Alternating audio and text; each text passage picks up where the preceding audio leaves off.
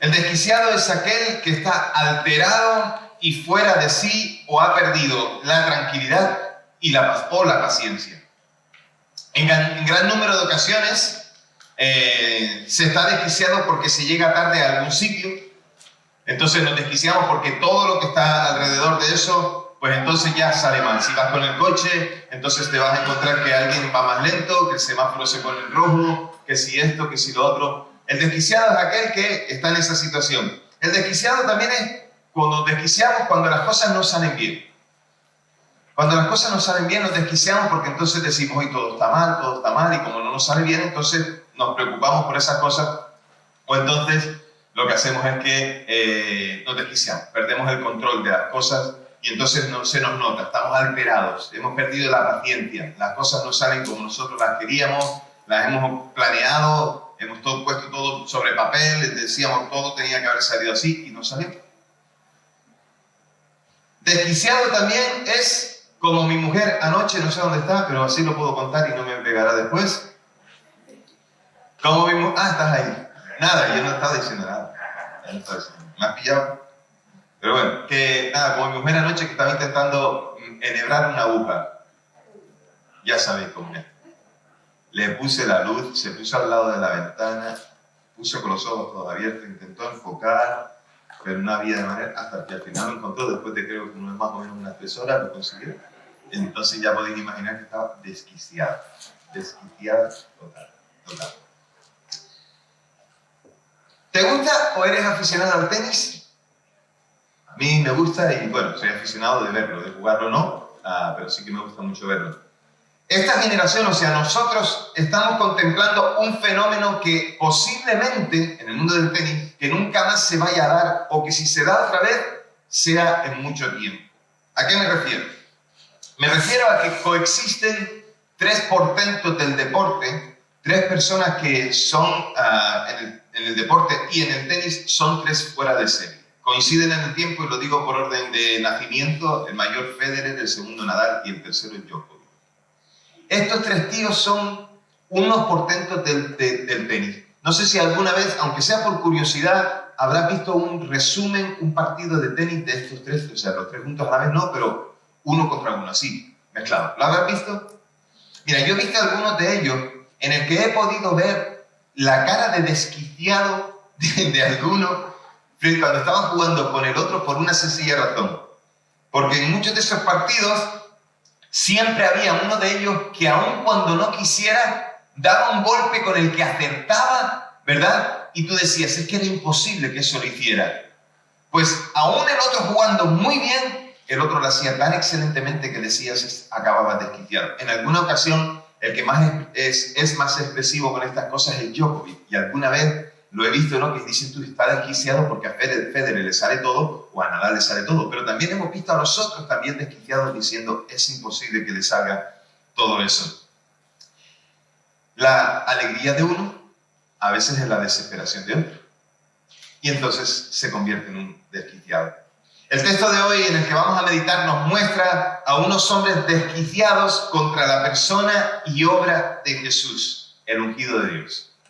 Están desquiciados, están fuera de sí y descontrolados porque no saben qué hacer ante una realidad que les supera. Están delante de Dios mismo, delante del Hijo de Dios, y lo único que saben hacer con Él, o lo único que pueden llegar a decidir es, vamos a crucificarle porque no hay manera de hacerle algún tipo de oposición. Pero bueno, vamos a ver el relato, vamos a ver el texto, y entonces conocemos un poquito más acerca de lo que sucede, y lo trataré de explicar para que lo podamos comprender y llevarlo también a nuestra vida. Dice el texto, dice la palabra del Señor así. Llevaron a Jesús ante el sumo sacerdote y se reunieron con él todos los principales sacerdotes, los ancianos y los escribas. Y Pedro le siguió de lejos hasta dentro del patio del sumo sacerdote y estaba sentado con los guardias y se calentaba ante el fuego. Los principales sacerdotes y todo el Sanedrín buscaban testimonio contra Jesús para entregarlo a muerte, pero no lo hallaban. Porque muchos daban falso testimonio contra Jesús, pero sus testimonios no concordaban. Y entonces se levantaron unos y dieron falso testimonio contra él, diciendo, nosotros lo oímos decir, yo derribaré este templo que ha sido hecho con manos y en 3 días edificaré otro hecho sin manos. Pero ni aún así concordaba el testimonio de ellos. Entonces el sumo sacerdote se levantó en medio y le preguntó a Jesús diciendo, ¿no respondes nada? ¿Qué testifican estos contra ti? Pero él callaba y no respondió nada. Y otra vez el sumo sacerdote le preguntó y le dijo, ¿eres tú el Cristo, el Hijo del bendito? Jesús le dijo, yo soy. Y además verán al Hijo del Hombre sentado a la diestra del poder y viniendo con las nubes del cielo. Entonces el sumo sacerdote rasgó sus vestiduras y dijo, ¿qué más necesidad tenemos de testigos? Ustedes han oído la blasfemia. ¿Qué les parece? Y todos ellos lo condenaron como reo de muerte. Algunos comenzaron a escupirle, a cubrirle la cara y a darle bofetadas diciendo, profetiza. Y también los guardias lo recibieron a bofetadas. Señor, gracias por tu palabra. Gracias por lo que hoy nos vas a hablar. Gracias por lo que hoy nos vas a decir. Y Señor, en esta lucha o en esta pelea espiritual que cada uno de nosotros vivimos, también te pedimos, Señor, que ahora tú pelees por nosotros. Que podamos entender lo que tu Espíritu quiere decirle a nuestro Espíritu. Y que no haya nada ni que interrumpa, ni que, Señor, impida que tu palabra pueda llegar a nosotros y producir fruto. En el nombre de Jesús te lo pedimos. Amén. Y amén. Muy bien. El relato del juicio de Jesús tiene 2 partes que se pueden diferenciar. Una parte religiosa y una parte civil, por decirlo así, ¿vale? En la parte religiosa o en el juicio religioso, el cargo sobre el cual se acusa a Jesús es el de blasfemia. Jesús es juzgado por el Sanedrín, que está presidido por Caifás, y aunque el texto no lo dice, los relatos de aquel tiempo y los otros evangelistas sí dicen que Caifás era en aquel momento el sumo sacerdote. Y el veredicto que se le dio a Jesús en un juicio lleno de irregularidades fue el de culpable. Aquellas diligencias que se realizaron ante un tribunal y con sus reuniones solo tenían cabida para poder cumplir los planes de aquellas autoridades religiosas, las autoridades del templo. Se había hecho en irregularidad porque solo se podía juzgar cualquier causa en el horario del día, nunca en horario de noche. Y Jesús fue detenido de noche y llevado de noche ante el Sanedrín. Y allí se empezó a hacer un juicio que después tuvieron que volver a empezar en la mañana y ya entonces dictar sentencia, porque ellos tenían que cumplir la ley. Estaban desobedeciendo la ley crucificando a Jesús, haciendo que un hombre que era inocente resultara como culpable. Pero ellos lo que no sabían es que todo esto era el plan de Dios. El Sanedrín en realidad, aunque hacía ese juicio, no podía ejecutar la sentencia y solo lo podía hacer el gobierno romano. Solo Roma podía ejecutar una sentencia de ese tipo. Pero el problema principal es que Jesús iba a ser acusado de algo que para los romanos, como algunos de ellos dijeron, era cuestión, en otra ocasión, era cuestión de su religión y cuestión de sus cosas. Así que la acusación de blasfemia no tenía por dónde cogerla para poder hacer un juicio y además de eso declararlo culpable y hasta la muerte. Digamos que la parte religiosa consistió en todo esto. Hombres que tenían poder hacen un juicio en torno a una ley que ellos mismos desobedecen y tratan de justificarlo. Y además de ello lo llevan al juicio civil, que es la otra parte. En el juicio civil, la blasfemia se convierte en traición. Es decir, cuando Jesús dice lo que dice, más o menos diciendo yo soy el Hijo de Dios, y los Caifás y los del Sanedrín se rasgan las vestiduras cuando van ante Pilato para hacer la acusación que hacen es de traición. En eso se convirtió. Y el juicio se celebró, como dije, primeramente ante Pilato, pero queriendo intentar evitar lo que iba a pasar. Y también nos dice otro de los evangelios, otro de los evangelistas, que la mujer de Pilato fue advertida en sueños acerca de todo lo que estaba ocurriendo. Y es posible que la mujer de Pilato le dijera algo a Pilato acerca de todo esto. Y Pilato se lava las manos y lo manda a Herodes. Y cuando Herodes lo recibe, esperando también que haga algo como si fuera aquello un circo, también lo vuelve a enviar nuevamente a Pilato. Entonces, en el juicio y todo ocurriendo tan deprisa, ahí se puede notar precipitación y hay confusión.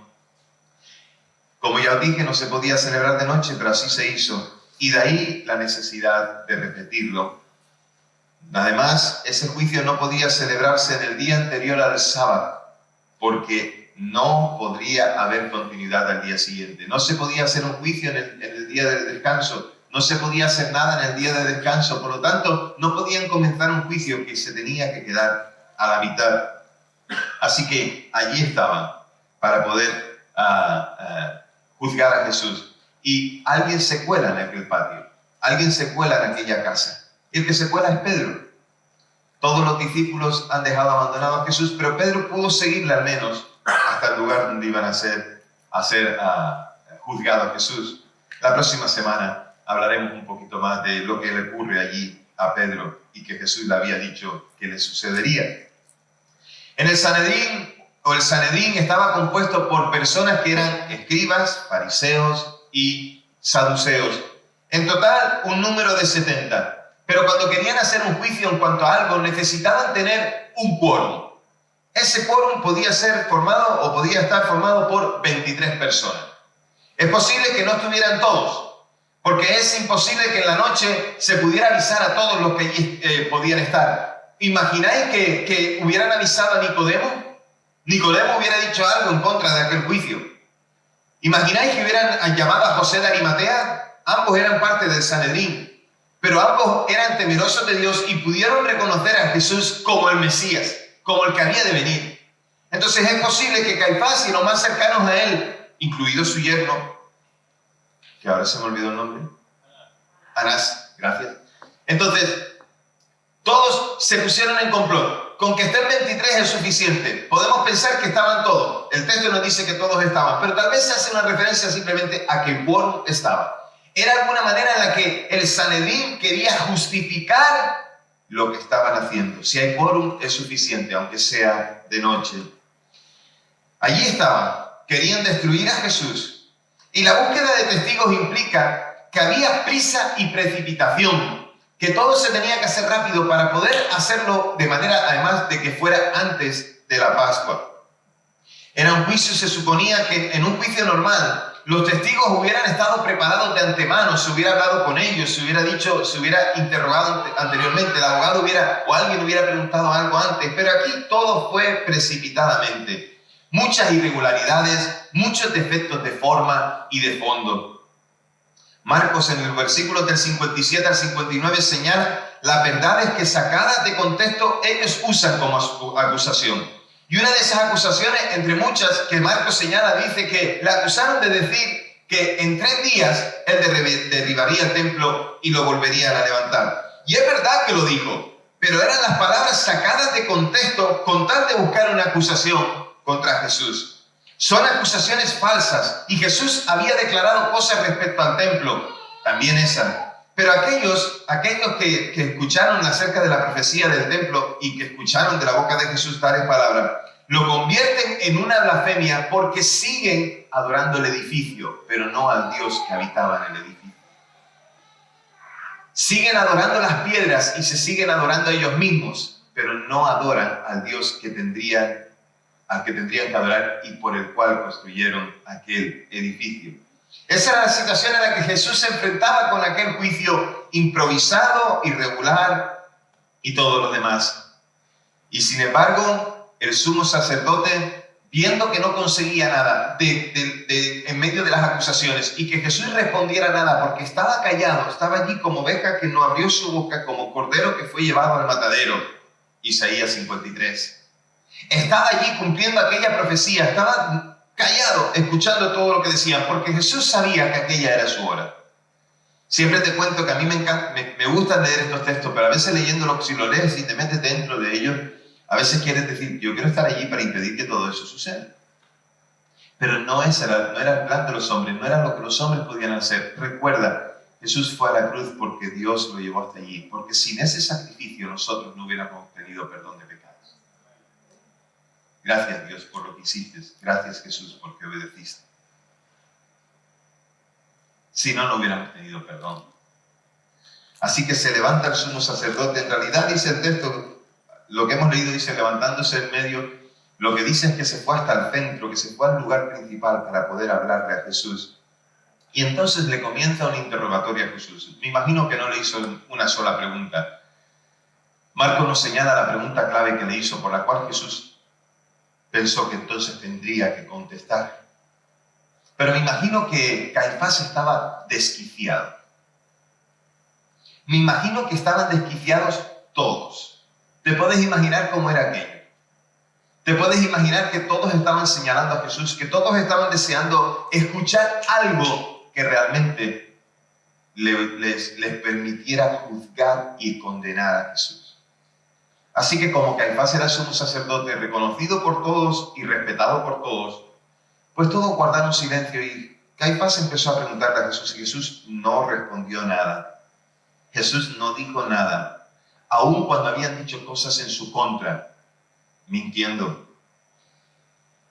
Caifás le pregunta si él es el Hijo de Dios. Y no le pregunta nombrando el nombre de Dios, sino que evita mencionar el nombre de Dios, por eso dice el bendito. Esa era la tradición, eso era lo que el pueblo de Israel, el judaísmo todavía hasta el día de hoy, no se puede mencionar el nombre de Dios, porque como hombres pecadores, con lengua pecadora, con boca pecadora, pueden mencionar el nombre de aquel que es santo.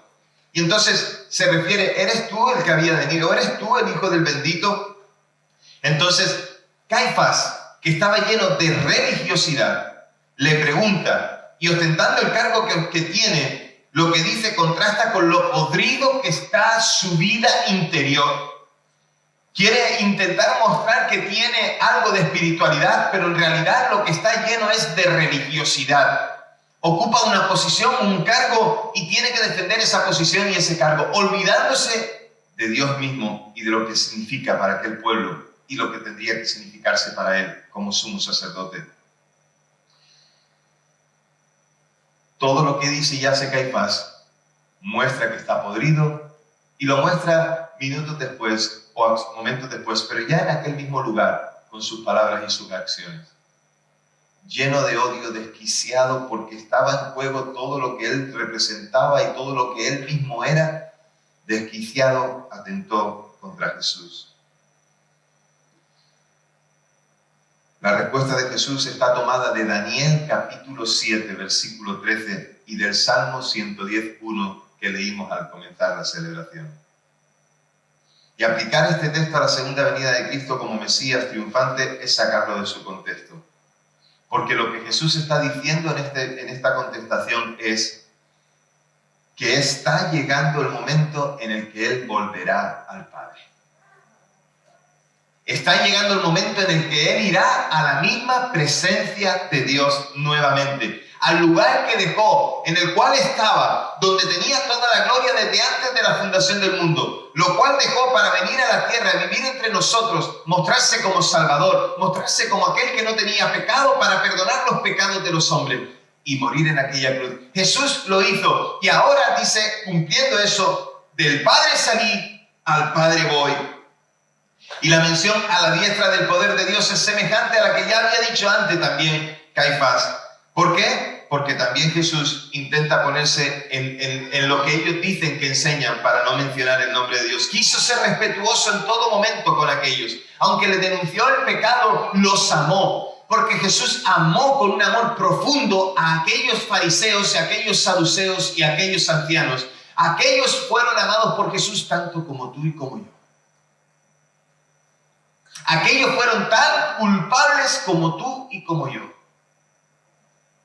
Los amó con el fin de que ellos pudieran volver a Dios.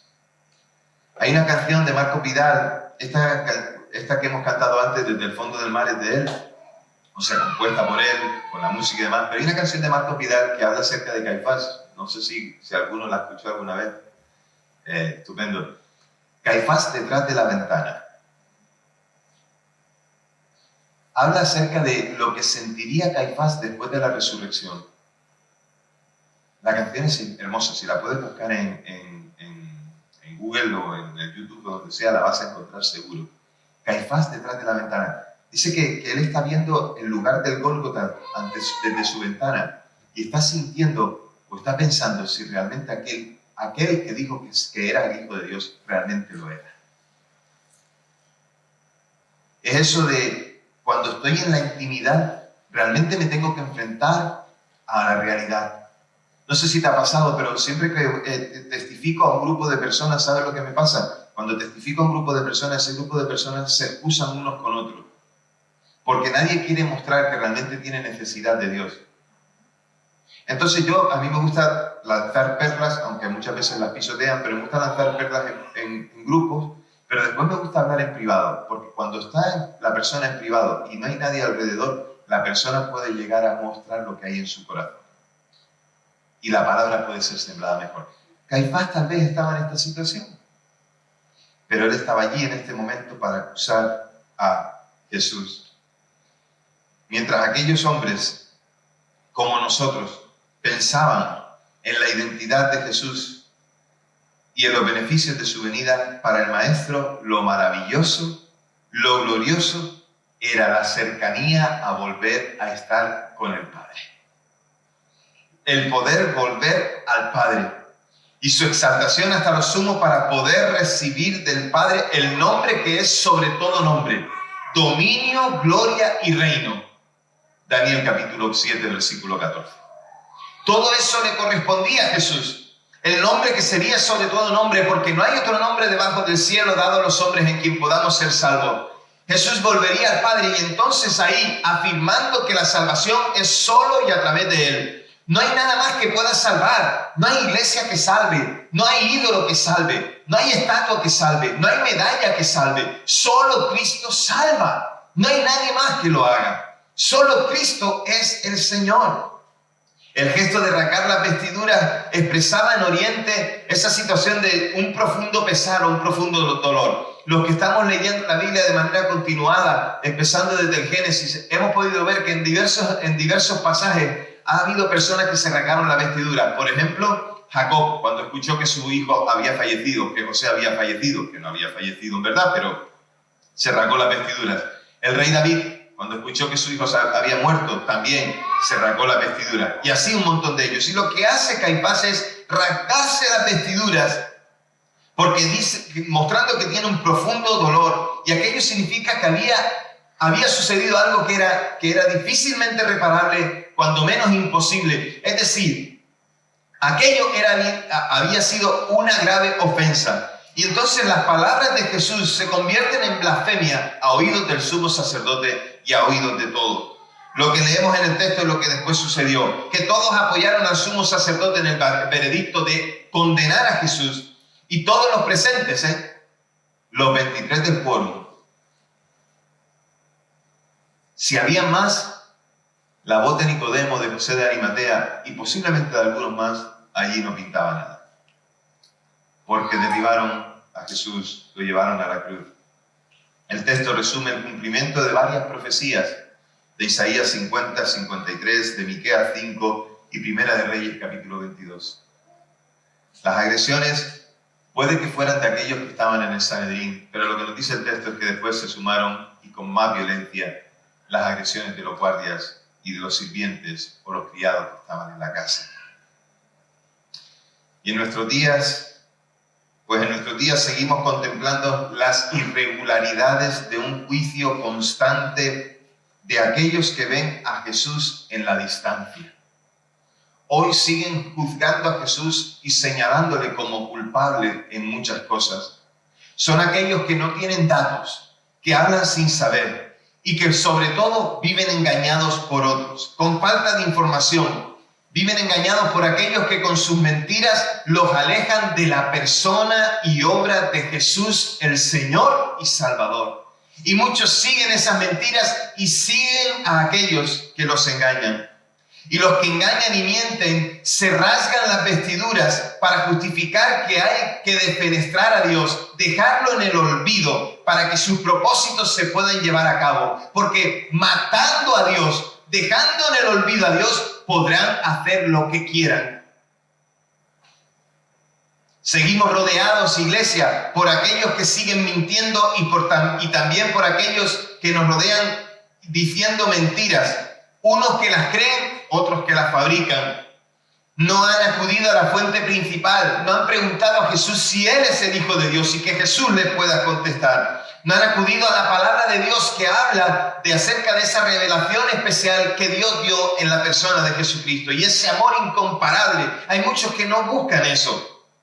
Están llenos de prejuicio y no dejan que la luz de Dios alumbre sus vidas porque han creído mentiras. Son enemigos de la religión y hasta yo también. Pero lo han confundido con la fe. Y en esto yo no.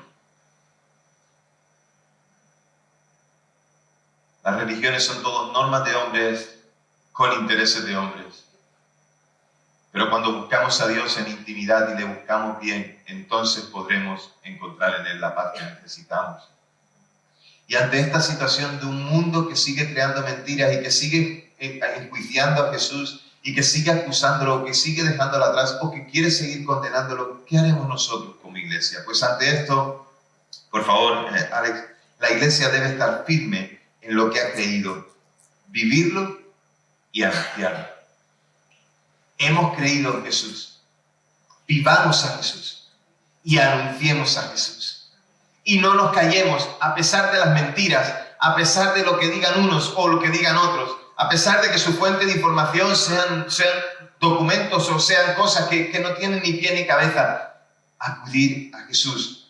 Pero nosotros vivamos, creamos, vivamos y anunciemos quién es Jesús. Debemos mantener firme la esperanza de la fe, iglesia, y el testimonio acerca de Cristo, como Marcos lo hizo al escribir este evangelio. Nosotros también debemos compartirlo acerca de este Cristo crucificado y sepultado, pero con una buena noticia, con que Cristo al tercer día resucitó. Debemos seguir el ejemplo de Jesús ante sus enemigos. Nos toca callar cuando hay que callar y nos toca hablar cuando hay que hablar. Pero si abrimos la boca, debe ser para proclamar la verdad del Evangelio, con sencillez, pero sin variación. Si abrimos la boca, debemos hacerlo para proclamar la verdad del Evangelio, con sencillez, pero sin variación. Cielo y tierra pasarán, pero mis palabras no pasarán, dice el Señor. El mundo cambia, los deseos de este mundo cambian, pero Cristo sigue siendo el mismo, hoy y por los siglos. Y debemos seguir proclamando el Evangelio y esta verdad, aunque algunos se rasguen las vestiduras. Porque lo que Jesús contestó a Caifás fue una verdad. Nosotros proclamemos la verdad, aunque algunos se rasguen las vestiduras. Satanás, pues sigue desquiciado, es el rey del desquicio, sigue desquiciado porque ya no puede hacer nada para evitar su condenación y su destrucción. Satanás ya no puede hacer nada, entonces él está desquiciado y va dando coletazos, aquí donde pilla, aquí te mato. Se ha encargado de engañar a muchos que serán arrastrados por sus mentiras. Porque no olvidéis, iglesia, que Satanás es el padre de toda mentira. Y están desquiciados todos aquellos que defienden el pecado y lo justifican. El mundo está desquiciado apoyando leyes civiles, un juicio civil, y sus acciones y sus planteamientos, y los defienden con leyes y juicios civiles, aunque eso esté en contra de los planteamientos de Dios. Usan al gobierno que critican para pedir que hagan lo que ellos necesitan que se haga en desesperación, porque están alterados, porque no se puede cumplir aquello que se les propone, aunque la verdad les esté dando en las narices. Tienen una verdad que les da en las narices, pero quieren que el gobierno civil apoye sus planteamientos. Estoy hablando de hoy, no estoy hablando de Jesús, del tiempo de Jesús. Como podéis comprobar, seguimos en lo mismo. Como podéis entender, seguimos en la misma. Y no hemos aprendido nada. ¿Y qué hace el gobierno?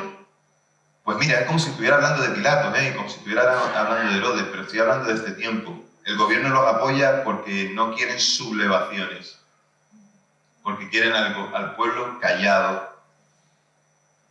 No quieren dejar el poder y la corrupción les envuelve Y por supuesto, el amor al dinero. ¿Pensabas que estaba hablando de Herodes o de Pilatos? No, estoy hablando de nuestros días.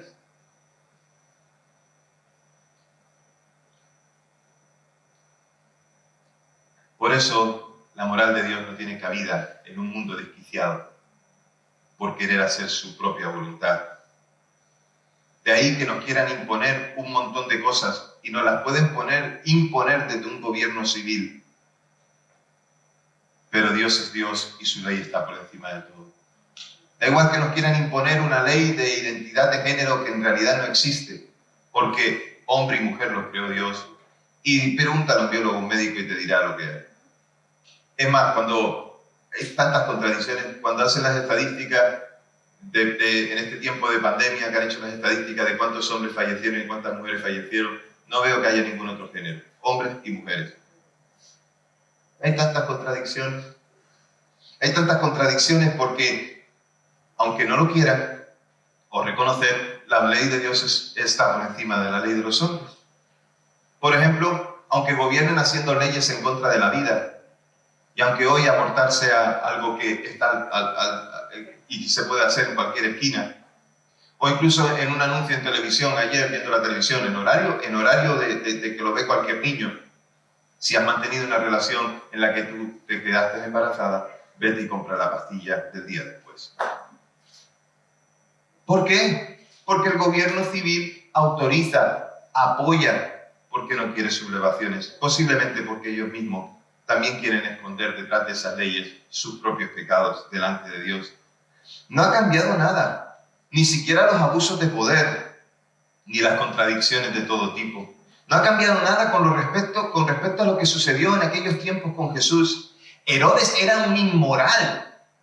Herodes era un hombre que amaba el pecado, un derrochador y amante de lo banal. Y Pilato tenía que mantener el puesto y tener contento al pueblo. Hay de aquellos que diciendo que aman al Señor, siguen los postulados de los hombres y además se desviven por ellos, incluso más que por Dios mismo. ¡Ay! El mundo puede apoyarse en leyes civiles e incluso religiosas, pero no es consciente que no puede evitar el juicio de Dios real e inminente. Esto es, tal cual. No lo pueden negar. En ese juicio no deciden hombres falibles o con errores, como sucedió en el Sanedrín, sino que el juez es el Señor de toda la tierra, quien crea y sustenta todas las cosas con la diestra de su poder. Ante Él tendremos que dar cuenta todos los que confiaron en las leyes de los gobiernos civiles y los que hemos confiado en Dios. Todos tendremos que dar cuenta por nuestras perversiones. Todos.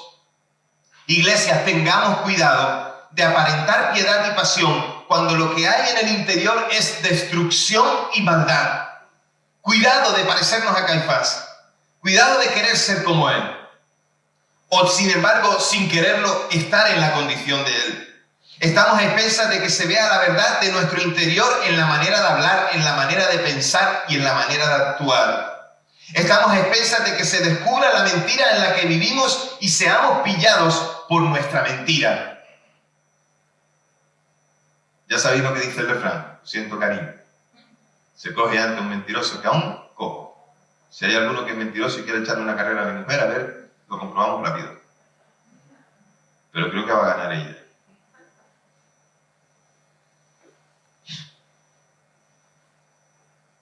La idea es que también están desquiciados, iglesia, escucha bien, también están desquiciados aquellos que conociendo y sabiendo cuál es la voluntad de Dios, la desobedecen. Hay muchos que viven en pecado y están desquiciados porque saben que Dios les demanda hacer lo contrario, hacer lo correcto, y no lo hacen. Son la iglesia que conoce la palabra, que conoce lo que tienen que hacer, pero luchan contra ello, es decir, luchan contra Dios mismo.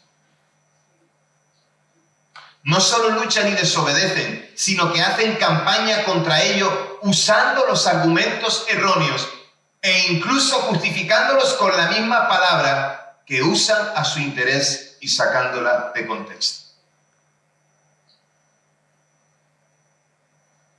Por favor, Alex, debemos dejar de luchar contra Dios y dejar de justificar nuestro pecado. Porque cuando lo hacemos estamos mostrando que estamos desquiciados. Y hay una alternativa. La alternativa es humillarnos delante de Dios y arrepentirnos. Esto es dejar de desobedecer para empezar a obedecer. Darnos la vuelta. Dejar de caminar en aquella dirección que está el pecado para ir en la dirección de Dios. Si el desquiciado es aquel que está alterado y fuera de sí, o ha perdido la tranquilidad o la paciencia, te pregunto algo. ¿Estás tú así frente a esta realidad y frente a Dios? ¿Estás desquiciado? Luego está el que acompaña y está alrededor de aquel que sufre el desquicio y sufre las consecuencias. Yo no sé si tú alguna vez has estado desquiciado, pero yo te digo que yo a veces he estado desquiciado y en muchas ocasiones demasiado. Y el problema no es estar desquiciado solamente y enfrentado a Dios, sino poner alterado a todo lo que está alrededor. Porque cuando uno se desquicia, generalmente cualquier cosa, ¿saben eso que dice, no? Que siempre decimos, ¿sí? Hasta una mosca le molesta. ¿Sí? ¿No lo has dicho?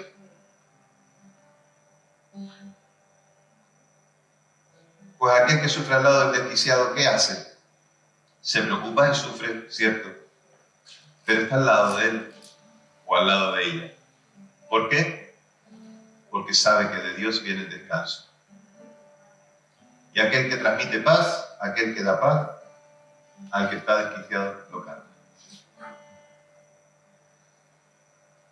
Porque tal vez aquel que busca la paz de Dios no sea perfecto, pero intenta obedecer a Dios. Y hoy está en serenidad y en búsqueda de Dios, pero mañana puede ser él el desquiciado. Y tal vez necesitará al que una vez lo estuvo.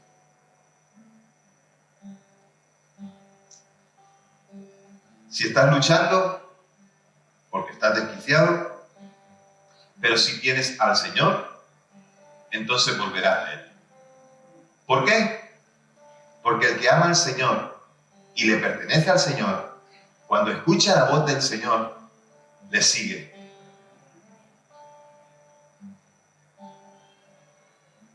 Pero los que no tienen al Señor, seguirán desquiciados y se alejarán de Él. Así que hoy tenemos que decidir. Pero también están los que no son conscientes de esta realidad y les da absolutamente igual. De hecho, se marcharán hoy como si no hubiera pasado nada. Y todo seguirá igual. ¿Por qué? Porque no son conscientes de esta realidad. Porque no hay culpa, porque no hay reconocimiento, porque no hay humillación, porque no hay arrepentimiento, porque da igual.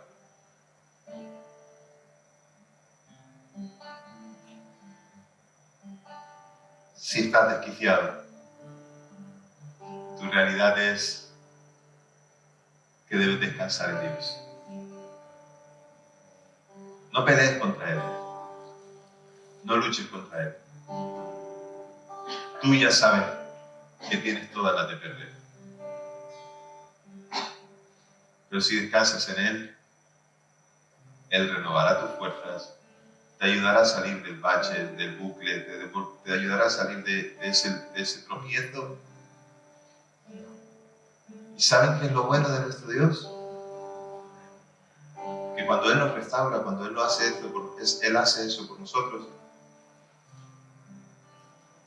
aun cuando nosotros estamos con la cabeza agacha porque tenemos vergüenza, Él nos levanta la cabeza. La palabra dice que Él levanta mi cabeza y es mi gloria. Y nos mira a los ojos y nos vuelve a decir, hijo mío, te sigo amando. Y cuando eso sucede, nuestro corazón empieza a palpitar nuevamente. Y empezamos a comprender que hasta ese momento hemos perdido el tiempo, pero que el Señor nos da la oportunidad de recuperarlo, preparándonos nuevamente para una eternidad con Él.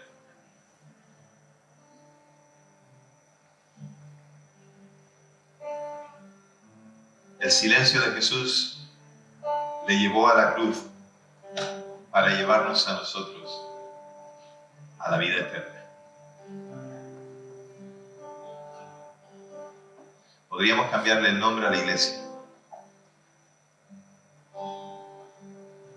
y podríamos decir que la iglesia es el nombre nuevo se me ocurre. ¿Sabes cuál le voy a poner? Le deberíamos poner los ex-desquiciados. ¿Lo cambiamos? Hay que hacer logo nuevo, hay que empezar a todo. No, lo dejamos tal como está. Porque Juan 3:16 nos define: el amor de Dios es tan grande por la humanidad que envió a su Hijo unigénito para que todo aquel que en él cree no se pierda, mas tenga vida eterna.